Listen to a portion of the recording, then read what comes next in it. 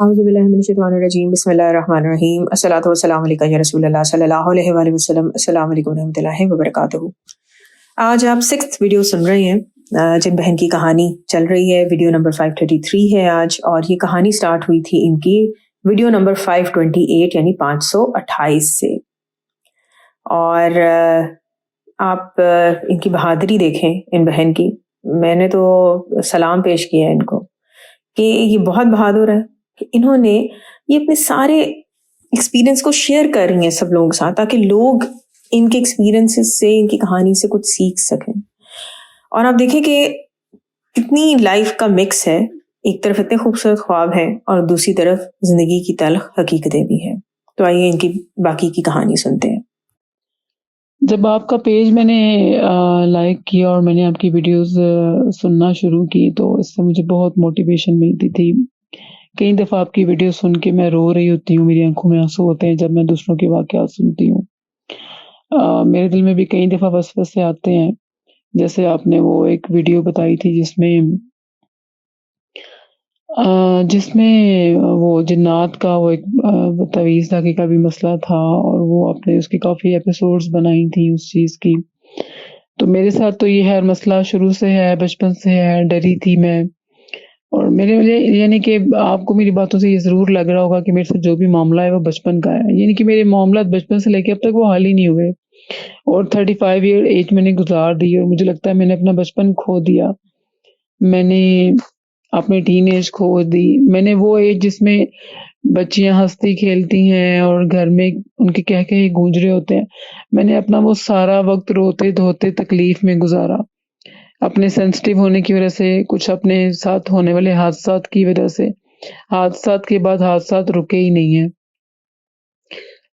लेकिन इतने ज़्यादा, और मैं तो इस तरह के ख्वाब देखा करती थी कि अगर आप कहेंगी तो मैं आपको इसकी वो बाकायदा इस पे ऑडियो सुना दूँगी, भेजूँगी जिस पे, ताकि आप उसकी एपिसोड की तरह आप उसको शेयर कर सकें। कि मैं यहाँ तक देखा करती थी कि मेरे दिल पे और मेरी जो रिब्स हैं वहाँ पे कोई जिन्नात हैं, 2 से 3 कभी आ रहे हैं ख्वाब में, कभी साल बाद जो है वो एक फीमेल आ रही है और वो कील चुभो रहे हैं मेरे जिस्म पे, और सेम उसी जगह पे मुझे तकलीफ सालों से है। मेरी मतलब बड़ी जगह मैंने दम भी करवाया, मैं नहीं ठीक हुई। मैंने बड़ी जगह दम करवाया, मैं नहीं ठीक हुई। बीमार रहती हूँ बहुत ज़्यादा मैं। फिर मैंने अभी कुछ साल पहले देखा कि कोई फीमेल चुड़ैल है और उसके हाथ में कोई तलवार है, और उसने मेरे दिल पे इतनी ज़ोर की वो मारी है कि मैं इतनी ज़ोर से चीखी हूँ कि आसमानों तक उस चीख की आवाज़ गई है। और मुझे अब भी दिल में तकलीफ़ है, साँस की तकलीफ़ है, लाइक दिल में बहुत तकलीफ़ होती है, और मेडिकल कोई ऐसा इश्यू शो नहीं होता, लेकिन तकलीफ़ बहुत है। तो मैं सच कहूँ तो मैं अपनी ज़िंदगी से बहुत ज़्यादा मायूस हूँ, बहुत ज़्यादा। मैंने इस सारे अरसे के दौरान अपने आप को टीनेज में बहुत नुकसान पहुँचाने की भी कोशिश की। मैं अपने आप को मारती भी थी। मुझे पता है कि मैं गलत बोल रही हूँ, ऐसा नहीं करना चाहिए था मुझे, लेकिन मेरे दर्द का लेवल और लोगों से थोड़ा मुख्तलिफ है।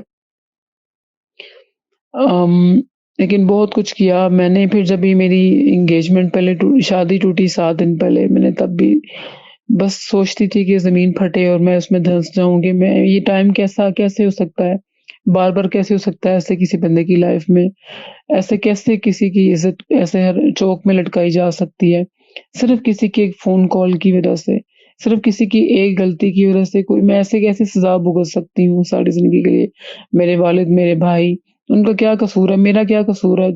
मेरे पास अ, मेरा पैक सामान सिर्फ़ अगले दिन शिफ्ट होना था मेरे ससुराल में, और मैं 8 माह 10 माह मैं उसको आगे रख के अपने घर में मैं रोज़ देखती थी और रोज़ रोती थी। और फिर जब मेरी शादी हुई, तो उसमें भी 1 महीने में मैंने क्या वो करना था, क्या पहनना था, क्या मैंने बैठ के अपने खामन के पास नहीं देखा, उनके पास टाइम नहीं था होता। वो जो मामाज़ बॉय होते हैं, वो नहीं अपनी बीवी के पास नहीं बैठते, और वो बस लगता है कि मैं दुनिया की शायद एक नाकाम तरीन लड़की हूँ, और मुझे ये जुमले बस कह दिए जाते हैं, तुम्हें तो تم سے ایک لڑکا قابو نہیں ہوا، تم سے ایک سانس ہینڈل نہیں ہوئی، اور تھا ہی کون؟ شاید میں واقعی ایک ناکام انسان ہوں، میں نہیں کر سکی یہ سب، میں اپنی لائف نہیں سیدھی کر سکی۔ لیکن آن دا ادر ہینڈ میں یہ ضرور کہوں گی کہ اگر میں آج بھی زندہ ہوں، مجھے اکثر کہا جاتا ہے، جو لوگ جن سے میں دم کروایا کرتی تھی وہ بھی مجھے بولا کرتے تھے، پیر صاحب کہتے تھے کہ جتنے تم پہ حملے ہوتے ہیں، یہ جتنا کچھ تمہارے ساتھ ہو چکا ہے زندگی میں، یا جناتی تعویذ یا کالے جادو تم پہ ہو چکے ہیں، جس طرح تمہارے باڈی پارٹس افیکٹڈ ہیں، تم زندہ صرف اسی وجہ سے ہو کہ تم نماز اور درود پڑھتی ہو، ورنہ شاید تم کب کی، بے شک اللہ تعالیٰ جانتے ہیں ایگزیکٹ وقت کب کا ہے انسان کا۔ اور لوگ اس طرح کے نیک بھی ہوتے ہیں یہاں پہ دنیا میں، کہ جب میں نے آپ کی ویڈیوز دیکھی نا تو مجھے اتنی موٹیویشن ملی کہ میں نے نیت کی کہ میں 1.25 لاکھ دفعہ درود شریف پڑھوں گی۔ تو سب سے پہلے میں نے درود ابراہیمی پڑھنا شروع کیا۔ جب میں نے آپ کی درود ابراہیمی کی ویڈیوز شروع کی تو میں نے نیت کی، اور کچھ منتھ مجھے لگے، اور وہ پھر میری روانی ہو گئی، اور الحمدللہ میں نے 1.25 لاکھ وہ کمپلیٹ کیا، اور مجھے دل کو سکون ملنا شروع ہو گیا کہ چلو میں کوئی تو اچھا کام کر رہی ہوں، میں بڑی گناہگار ہوں گی پر میں کوئی تو اچھا کام کر رہی ہوں نا۔ تو اس کے بعد پھر میں نے آپ کی اور ویڈیوز دیکھی، ضرور نظر کرم دیکھا، پھر میں یہی کہوں گی اس کا کریڈٹ آپ کو ہی جاتا ہے، اللہ تعالیٰ نے آپ کو میرا وسیلہ بنایا ہے۔ تو میں نے درود نظر کرم 1.25 لاکھ دفعہ پڑھنا شروع کیا۔ وہ میں نے اپنی شادی کی نیت رکھی کہ چلو میں جہاں پہ کوشش کر رہی ہوں، میرا مسئلہ چل رہا ہے، وہ مسئلہ حل ہو جائے میرا، اور میرا وہ مسئلہ حل ہو جائے، اور میں ضلالت میں نہ جاؤں۔ لیکن وہ پھر اللہ تعالیٰ کی آزمائش تھی، لکھی ہوئی تھی، اور میری شادی جو ہے وہ بھی 10-15 دن میں کہیں اور ہو گئی۔ مطلب وہ نہ جان نہ پہچان سکے ایک دوسرے کو، جلد بازی میں یہ سوچ کے شادی کر دی گئی کہ دوبارہ سے کوئی فیملی کا بندہ ہے جو بھی ہے وہ رشتہ توڑوانے کی کوشش نہ کرے، اور ہم لوگ جو ہے وہ سیفلی شادی ہو جائے۔ ہے وہ کر لی شادی، اور وہاں پہ بھی میں نے سوچا اب کہ میرا 70-80 thousand میرا اپنے گھر میں درود نظر کرم کمپلیٹ تقریباً ہو چکا تھا، بٹ 1.25 لاکھ نہیں ہوا تھا۔ وہاں پہ کچھ دن میرے بھی گزرے تو میں نے سوچا اب میں گیسٹ وغیرہ فری ہو گئے سب کچھ، تو اب میں دوبارہ سے درود نظر کرم شروع کرتی ہوں، اور میں اپنا کمپلیٹ کرتی ہوں وہ سارا 1.25 لاکھ تک میں نے پورا تو کرنا ہے۔ اللہ کی رضا ہے کہ چلو میری شادی تو ہو گئی، اللہ کسی میں بہتری ہوگی، یہی میرے لیے ہم سفر ہوگا، اللہ پاک نے ان کو ہی چنا ہوگا میرے لیے۔ تو میں نے اپنے آپ کو سمجھایا کافی، اور میں وہ اس طرف پھر اپنے آپ کو میں نے ڈیل کرنے کی کوشش کی، اور میں نے دوبارہ سے اپنی جو نیت مانی تھی اس کو پورا کرنے کی میں نے کوشش کی۔ اور اس کے بعد کیا ہوا کہ ابھی 1 دن ہی ہوا مجھے پڑھتے ہوئے، میں نے بھی تسبیح پڑھنی شروع کی، تو مجھے ساس تھی میری، وہ اگلے دن ہی میرے ہسبینڈ کو لے کے تو وہ اپنے کسی پیر فقیر کے پاس پہنچ گئی، اور آتے ہی انہوں نے میرے پہ الزام لگایا کہ تم جو کر رہی ہو تم اس کو کرنا بند کر دو، تم جو پڑھائیاں کر رہی ہو ہمیں سارا پتہ چل گیا۔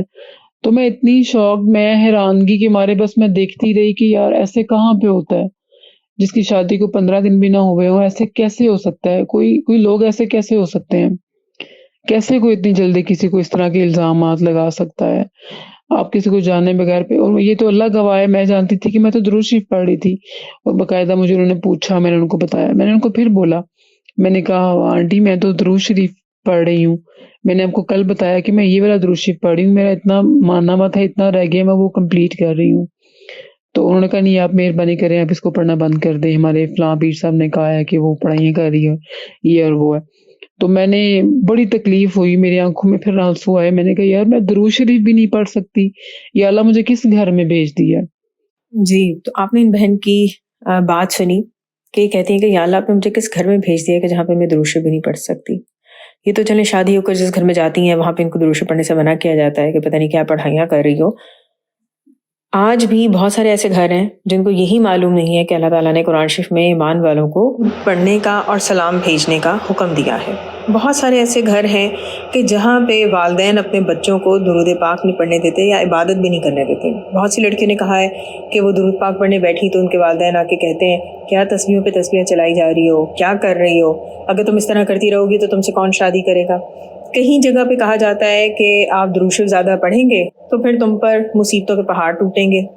ایک لڑکی نے تو بتایا کہ اس کے پیرنٹس نے اس کو یہ بھی کہا کہ یہ نہیں بتانا کسی کو کہ تم اتنا درود شریف پڑھتی ہو، اگر لوگوں کو معلوم ہوا کہ یہ تو ہر وقت عبادت کرتی رہتی ہے تو پھر تم سے کوئی شادی نہیں کرے گا۔ سبحان اللہ کہ جن لوگوں کو درود شریف عطا ہوتا ہے، ایسا عطا ہوتا ہے کہ ان کے گھر والوں کو معلوم بھی نہیں ہوتا کہ درود شریف پڑھنے والے ان لوگوں کو حضور پاک صلی اللہ علیہ وسلم کی زیارت سوتے جاگتے میں ہوتی ہے۔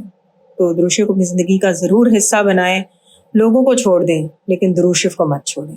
دعا ہے کہ اللہ تعالیٰ ہم سب کو دنیا اور آخرت دونوں جہاں میں حضور پاک صلی اللہ علیہ وسلم کی محبت، قرب اور دیدار ہر لمحے اور ہر پل میں عطا کرے۔ آمین ثم آمین۔ الصلاۃ والسلام علیکہ یا رسول اللہ صلی اللہ علیہ وآلہ وسلم۔ السلام علیکم ورحمۃ اللہ وبرکاتہ۔